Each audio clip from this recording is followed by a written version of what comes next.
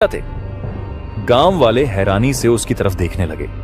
एक बुजुर्ग ने कहा, लड़की, ये बड़े बुजुर्गों की बात है, हमें चुनौती मत दो। राधा चुप हो गई, लेकिन उसने तय कर लिया था कि वह जंगल में जरूर जाएगी। पिछली रात राधा ने अपने घर की खिड़की से जंगल की ओर देखा। चांदनी रात थी और जंगल के पेड़ों की परछाइयां रहस्यमयी लग रही थीं। राधा ने तय कर लिया कि अब और इंतजार नहीं, वह अगली सुबह जंगल जाएगी। सुबह जल्दी उठकर उसने अपनी छोटी सी टोकरी में रोटी, पानी और कुछ जड़ी बूटियां रखी। उसकी मां ने पूछा, इतनी सुबह कहां जा रही है? राधा ने झूठ बोलते हुए कहा, मीना के साथ खेतों पर जा रही हूं। मां ने संदेह भरी नजरों से देखा, लेकिन कुछ नहीं कहा। राधा ने धीरे धीरे गांव की सीमा पार की और जंगल की ओर बढ़ने लगी। उसके दिल में डर और उत्साह दोनों थे। जंगल में कदम रखते ही राधा को एक अजीब सी गंध महसूस हुई। यह गंध गीली मिट्टी और पत्तों की थी। चारों तरफ ऊंचे ऊंचे पेड़ थे, जिनकी शाखाएं आपस में इतनी गुथी हुई थीं कि सूरज की रोशनी भी मुश्किल से अंदर आ पा रही थी। राधा ने धीरे धीरे चलना शुरू किया।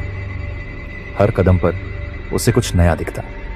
कहीं कोई रंगीन पक्षी गा रहा था, तो कहीं झाड़ियों में कुछ सरसराहट हो रही थी। कितना सुंदर है यह जंगल, उसने मन ही मन कहा। लेकिन जैसे जैसे वह आगे बढ़ती गई, जंगल और घना होता गया। उसे महसूस हुआ कि यह सुंदरता के साथ साथ थोड़ा डरावना भी है। हर आवाज अब उसे और चौकन्ना कर रही थी। चलते चलते राधा ने देखा कि वह गांव से काफी दूर आ चुकी है। उसने इधर उधर देखा और सोचा, अब वापस लौटने का कोई रास्ता नहीं है, मुझे आगे ही बढ़ना होगा। तभी झाड़ियों से अचानक कुछ तेज आवाजें आई। राधा रुक गई। उसका दिल जोर से धड़कने लगा। शायद कोई जानवर है, उसने सोचा। वह डर के बावजूद झाड़ियों की ओर बढ़ी। पीछे उसने एक छोटे से हिरण को देखा जो भागने की कोशिश कर रहा था। हिरण को देखकर उसकी जान में जान आई। मैं पागल हो रही हूं, हर चीज को खतरनाक समझ रही हूं, उसने खुद को समझाया।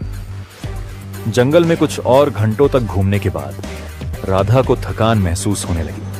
उसने एक पेड़ के नीचे बैठकर अपनी टोकरी से रोटी निकाली और खाने लगी। तभी उसे फिर से झाड़ियों में हलचल सुनाई दी, लेकिन इस बार आवाज तेज और भारी थी। यह किसी छोटे जानवर की नहीं लग रही थी। राधा ने झाड़ियों की ओर ध्यान से देखा। उसने देखा कि एक बड़ा गोरिल्ला बाहर निकल रहा था।